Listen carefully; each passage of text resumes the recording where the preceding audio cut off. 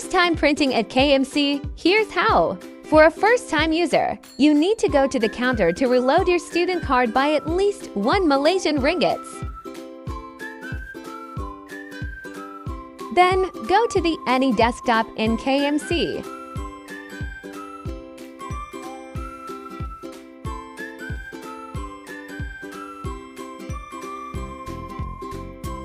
Open the document you wish to print and send the file to the printer. Key in your student ID number to proceed. Go to the printer and tap your student card on the sensor.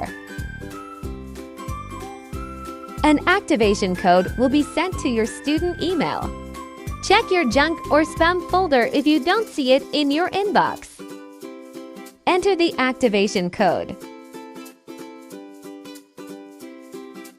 and choose Print. The printing machine also supports scanning and photocopying.